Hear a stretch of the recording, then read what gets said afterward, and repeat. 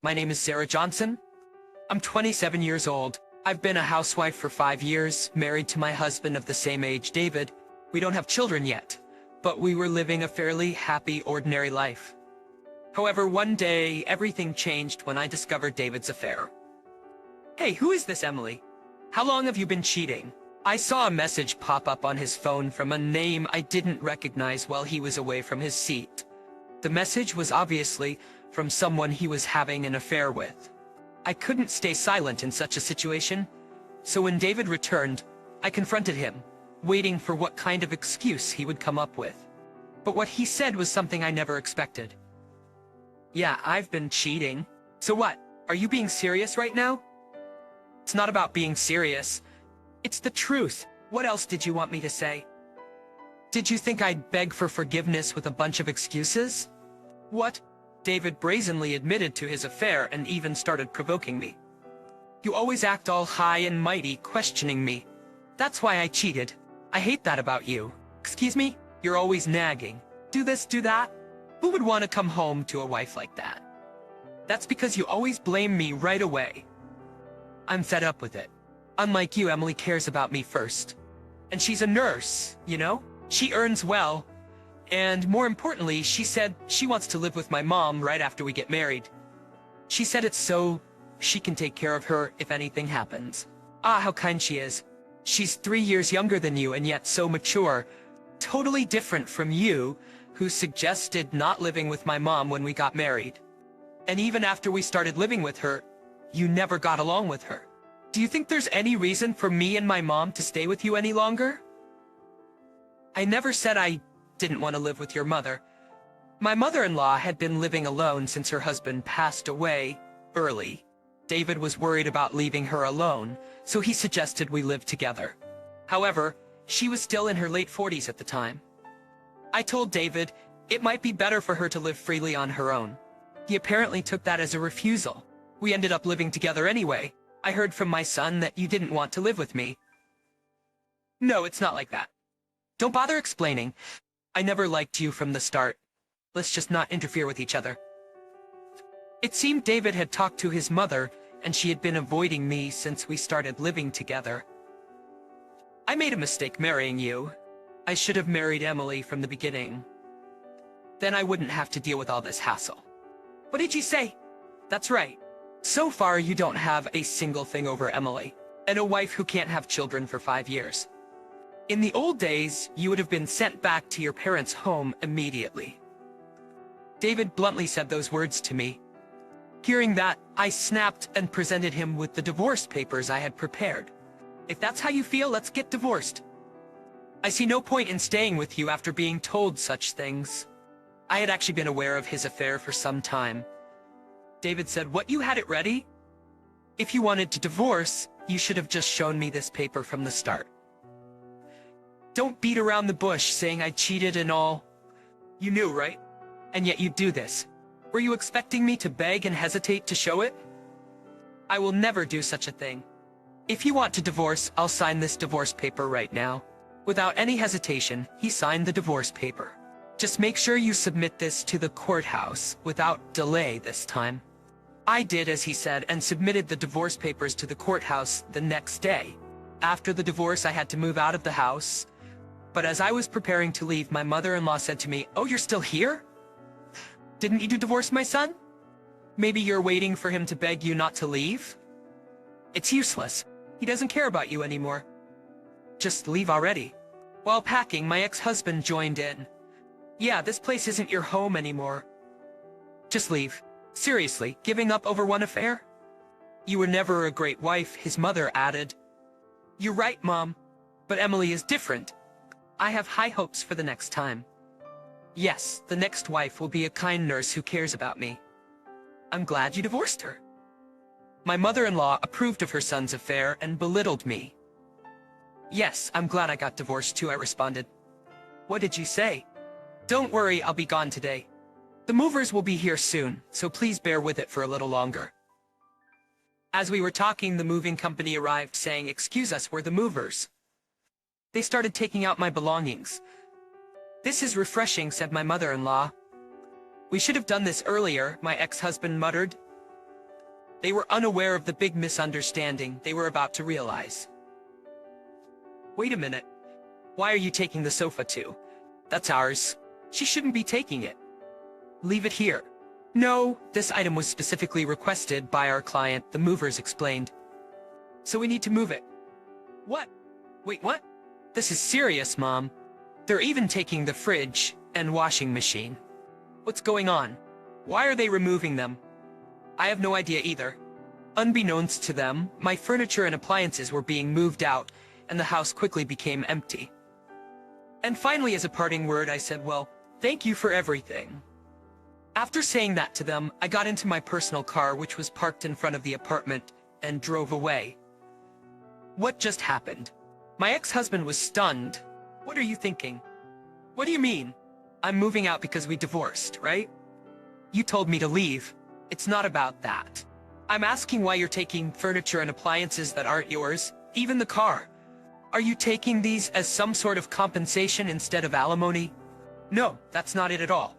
Then why on earth are you doing this? I explained to the panicking couple. Those furniture and appliances and this car were all mine before we got married. It's only natural I take them. What?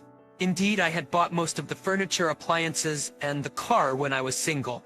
It's my car, bought with money I saved while working hard before marriage. You never mentioned that to me. That's right. He told me not to tell his mother, so I acted as if he had bought them all this time. The house, the appliances, even the car. It seems he didn't want her to know that it was actually his wife, me, who bought them. Maybe he wanted to show off to his mother, pretending he bought everything. David, is that true? You said you bought everything. Well, why would you lie about something like that? Well, that's how it is, so I'm taking everything that's mine. If you need something, you should buy it yourselves. Then the husband, who had been silent until now, suddenly remembered something and said, wait. What about the division of property? What? When a couple divorces, they're supposed to divide their property, right? That means we should split the furniture, appliances, and even the car. You can't just take them all by yourself. Is that so? Then this woman's claims are ridiculous. We need to tell the movers to bring back the furniture and appliances right now. There's no need for that. Why not? Do you know what marital property is? It refers to property formed by the cooperation of the couple. That means furniture, appliances, and cars that I bought with my own money before marriage are not subject to division. That's a lie. If you don't believe me, why don't you look it up on that smartphone you're holding so dearly? The husband must have found it. Hard to believe my words. He immediately started searching on his smartphone about the division of property. However, what he found was exactly as I had said. The two of them stood there, unable to say anything. Besides, didn't we agree before getting married not to divide property in case of divorce? Don't you remember the marital property agreement? What? It was you who suggested a marital property agreement because you didn't want any trouble at the time of divorce. That's before the marriage. Thinking about divorce before getting married. It's just a precaution. It's like insurance, right? You prepare in advance so you're not in trouble when you get sick or injured. It's the same thing. Convinced by his words, we registered a marital property agreement at the Legal Affairs Bureau. I later found out that marital property agreements are often made by people with considerable assets or those who are remarrying with children. At that time, you had a better job, so you wanted to make the contract because you didn't want me to take any of your earnings. Well, now the tables have turned and I earn more. But it worked out for me. Thanks to you insisting on a marital property contract, I didn't lose any of my assets in the divorce. Thanks for that. Hearing this, his mother, who had been listening, turned pale and asked me, wait a minute, the tables have turned? You earn more? Why do you keep implying that my son has no money?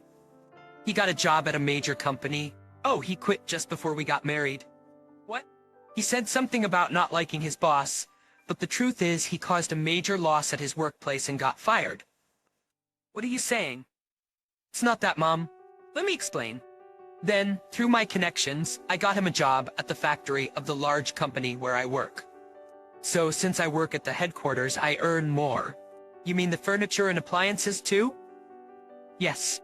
He had to pay for the damages he caused, so all his earnings were taken. He couldn't afford to frequently replace furniture or appliances. As expected, he started trembling with rage and said, "You've been mocking me all this time. I won't accept this." "What? I'll go to the courthouse, the tax office, anywhere. I'll change that absurd contract right now. It's not the city hall or the tax office, but the Legal Affairs Bureau.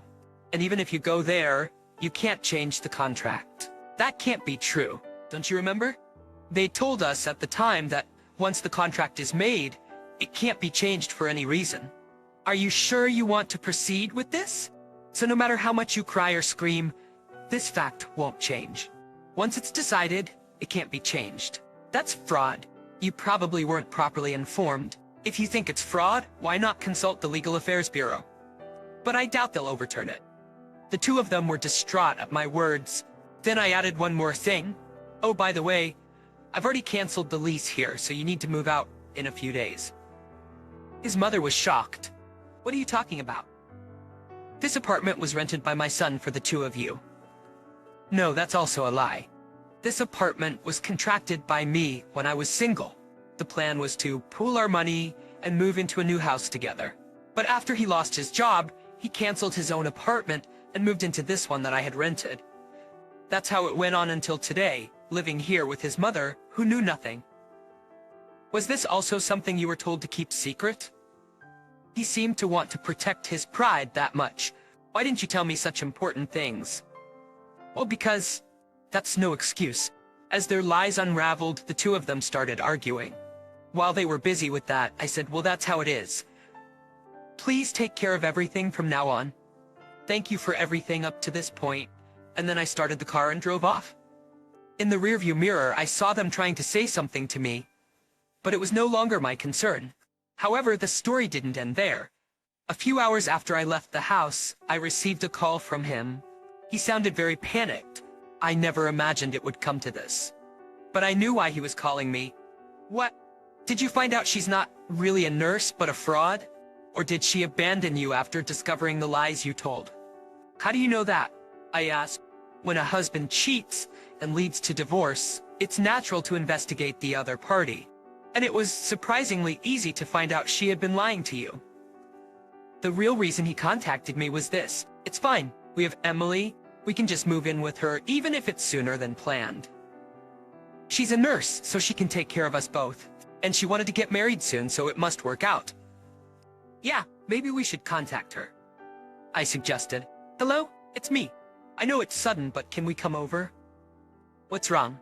Emily asked. "We got into a bit of trouble with my ex-wife." "What? So we need to leave our house?" "Yes, it's just me and my mom. We can come over, right?" After losing everything to me and having nowhere to go, they quickly contacted his affair partner. "What? That's impossible." "But you're a nurse, living in a nice place. You have extra rooms, right? So we can stay there. I should tell you now, I'm not a nurse, just a feeder.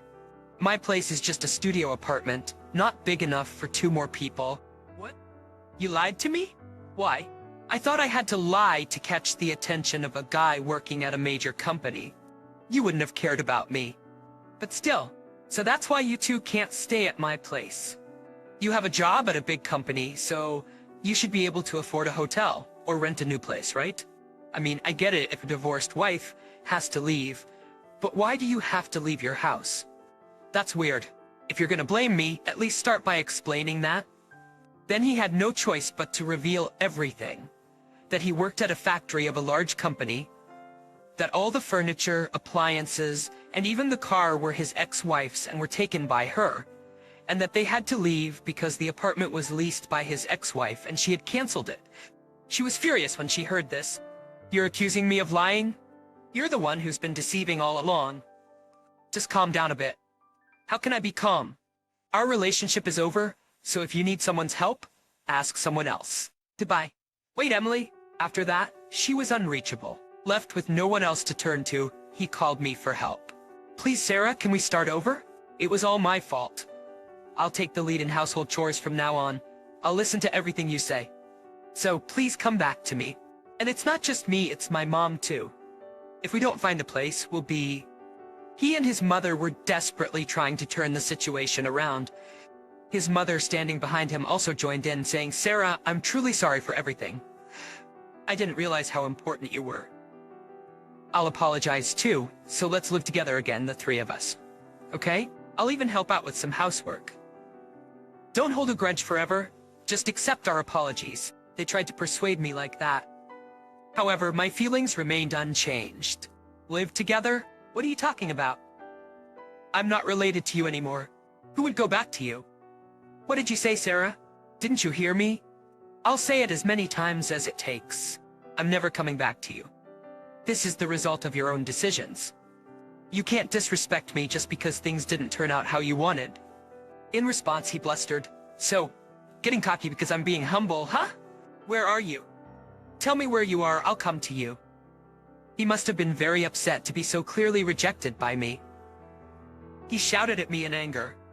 But once again, I was one step ahead. "Will you come if I tell you where I am?" "Yes, I'll come right now. Then I'll make you apologize. Say that everything you did and said was wrong. Beg me to take you back, even though you're such a failure." "Oh, really? Then come right now. I'm at my parents' house." "What? Your parents' house?" "Yes, but are you coming, right?" "Ah, well, what's wrong? Lost your nerve? Weren't you gonna make me apologize?" "My whole family is waiting, so hurry up." The truth is, he's always been terrified of my father. He's a strict police officer who despises wrongdoing and lack of common sense. Contrary to my father's serious demeanor, he always lived carelessly and irresponsibly.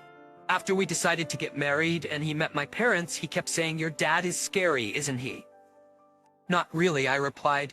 "I feel like if I ever cheated, I'd be risking my life." "Well, you better hope that never happens." He said this repeatedly after we finished our greeting with my parents. So, when he heard I was at my parents' house, he must have been petrified. "No, I think I'll skip coming over directly. I don't want to intrude suddenly." "It's not an intrusion at all. We've already discussed everything, and he probably wants to hear your side of the story too." "What? You've already talked about it?" "Of course. It's natural for parents to ask why their daughters suddenly came back home. So I told them everything. Now what will you do? Are you coming or not?" No. But it was too late. You said you'd come, so come over right now. We'll have a long talk." Then father-in-law, my father, who had been listening to the conversation, snatched the phone from me and shouted at him. Now he had no choice but to come to our house. If he didn't, he'd face worse consequences. About 30 minutes after the call, he arrived at our house with a pale face, along with his mother. "I know she's told you a lot, but there are circumstances." "Circumstances? I didn't cheat because I wanted to. Sarah works at the headquarters, and honestly, she earns more than me. I was always ridiculed at work for that. When I got home, she would say harsh things to me, and that's how I ended up with another woman." He tried to justify himself to my father, claiming he wasn't at fault. His mother added, "I lived with them and saw their interactions. Sarah's behavior seemed problematic. Of course, my son is wrong for cheating, but Sarah also contributed to the situation. Can we consider it a fault on both sides?" "What are you saying?" My father, who had been quietly listening, then said, "So, where in this story is my daughter at fault?" Well, her harsh words made me. Let's change the question. "What exactly did she say to you?" Like, help with the housework instead of sleeping, or why don't you take out the trash? It felt like she was implying I was lazy. Are you serious? You think that's harsh? Are you a middle school kid, or are you just joking? What? In taking my daughter's words of caution as sarcasm, it shows you felt inferior compared to your wife who earned more. That's not my daughter's fault, and it's certainly no excuse for cheating. David gasped in shock. Let's calm down a bit. Calm down? You must be joking. We trusted your worthless son and sent our precious daughter to marry him. Then he cheats and kicks her out of the house. And now, after being dumped by his affair partner, he wants to turn the tables and come back? This is ridiculous. I don't know why you two even came here, but we have no intention of forgiving you. My father was furious, his face red with anger. My mother, silent, radiated her own fury. Seeing my parents' reaction, he apologized, saying, "I'm truly sorry." However, like my father, I had no intention of accepting such a superficial apology. I presented him with the alimony demand documents prepared by my lawyer. Alimony claim? What did you think? You wouldn't have to pay? As a married man who cheated, it's only natural that you pay alimony. Seriously? He was shocked by the amount. Despite initially trying to negotiate a lower sum, he reluctantly agreed to the payment under the influence of my father's stern demeanor. Afterward, I also sent a formal demand for alimony to his affair partner. However, she refused to pay, claiming I was deceived too. I thought he worked for a large corporation. Since I was tricked, I'm a victim and shouldn't have to pay alimony. Of course, such excuses didn't hold, and eventually both of them had to pay the alimony as I had demanded. Have they been paying the alimony properly since then? Yes, they paid more promptly than expected, probably intimidated by Dad's shouting. That's good, but who would have thought it would come to this? I never imagined such an ending when I got married. Hopefully, this experience taught them a lesson, but what will they do now? You mentioned they were kicked out of the apartment you had leased. Yes, I heard they had nowhere to go and tried staying with distant relatives. However, when they approached their distant relatives, the reception was far from welcoming. What are you two doing here? We can't say much, but there are circumstances. Could we stay here for a bit? Relatives should help each other in times of need, right? To this, the relatives responded, "Help each other? After all the trouble you've caused us, you have the nerve to ask that?" It turned out that these two had previously insulted their relatives and engaged in selfish behavior, leading to severed ties. Despite this history, they had the audacity to show up and ask for help. Unsurprisingly, the relatives refused to accommodate them and turned them away. According to rumors I heard, the two of them managed to find and rent a shabby apartment to live in together. However, their life there was far from harmonious. "This miserable life is all your fault, Mom." "Why are you blaming me?" "It's because you hated her and mistreated her as a daughter-in-law. That's why she left. Don't put this on me. You're the one who got deceived by your affair partner. You're the real culprit here." They continued to blame each other, their relationship deteriorating further. As for me, I rented a new place and am now enjoying a serene and independent life. It may not be the life I had envisioned, but I am very satisfied with how things turned out for me in the end.